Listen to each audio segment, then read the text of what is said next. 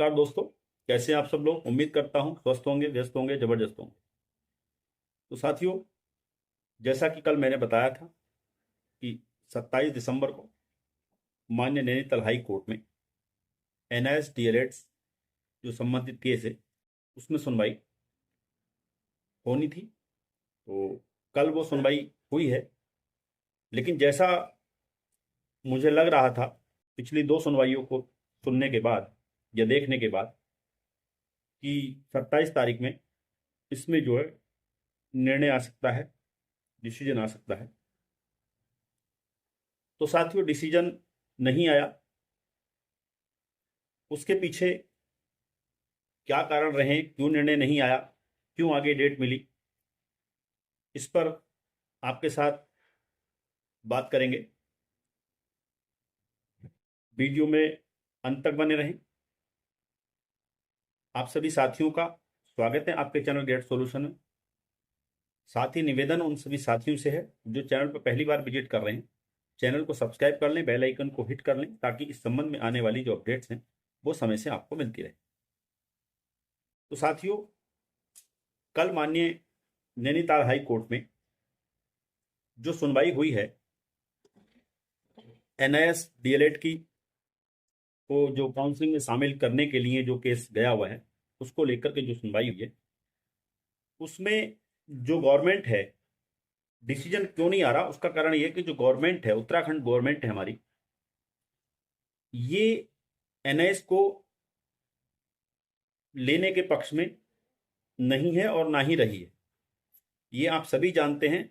अगर ये NIS DElEd के पक्ष में रही होती तो यहां तक मामला ही नहीं आता, ना ही वो 28 नवंबर 2023 का निर्णय आता माननीय सुप्रीम कोर्ट से, और ना ही ये अब मामला जो चल रहा है ये भी नहीं चल रहा।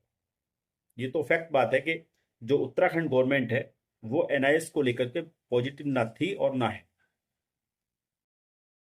साथ ही जो है इसीलिए वो जो है कोर्ट के सामने, मतलब अनर्गल कहना चाहिए, मतलब बेहुदा किस्म की चीजें पेश कर रही है। पहली सुनवाई में उन्होंने कहा था कि काउंसलिंग की डेट ओवर हो चुकी है। अरे भाई, जब पद ही नहीं भरे गए आपके सारे तो डेट ओवर कैसे हो गई? तो ये बेबुनियाद सवाल था, उसको लेकर के इनसे जो है स्पष्टीकरण मांगा गया था। इस सुनवाई में सुनने में आ रहा कि उन्होंने कहा कि जो एनआईएस डीएलएड है वो वैलिड ही नहीं है, और इस जो 10 दिसंबर का जो आदेश है उसमें कहीं नहीं लिखा है कि वैकेंसी में इनको शामिल, मतलब वैकेंसी में लीजिए, आप इनको भर्ती में लीजिए।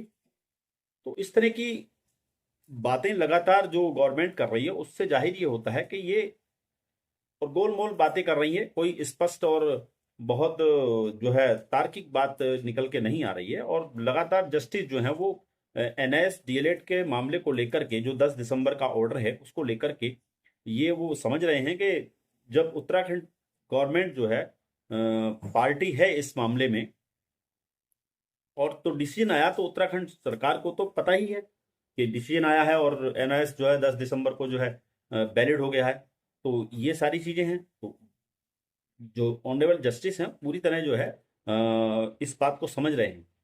बट जो है ये जो सरकार है वो बातों को गोल गोल घुमा रही है ताकि केवल समय मिलता रहे और डेट आगे चलती रहे। तो ये तो रही बात, और इसके बाद जो डेट मिली है वो भी मैं आपको बता दूं। वो डेट मिली है अभी 31 दिसंबर की, यानी कि इस साल का लास्ट डे। और उम्मीद ये कर सकते हैं कि 27 तारीख में जो है इसमें डिसीजन आना चाहिए। और मंगलवार को ही माननीय सुप्रीम कोर्ट से 10 दिसंबर को ऑर्डर आया था। तो उम्मीद करते हैं इस मंगल को भी मंगल ही होगा, और जो ये साल विदा हो रहा है ये बहुत सारी खुशियां दे करके, यानी कि एक एनएस डीएलएड के लिए अच्छी खुशियां दे करके जाएगा, मुझे ऐसी उम्मीद है।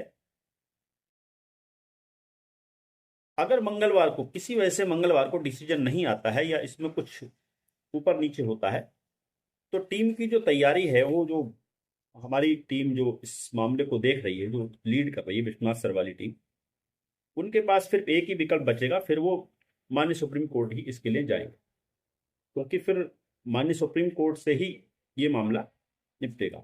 लेकिन उम्मीद हम ये कर सकते हैं कि ऐसा इसकी जरूरत ना पड़े और मंगलवार को ही इसमें एनएस डीएलएड को लेकर के एक गुड न्यूज आए और काउंसलिंग में उनको शामिल किया जाए, और जिन भर्तियों में एनएस डीएलएड ने आवेदन किया है 2020-21 की, उसके लिए भी यहीं से रास्ता खुल जाए।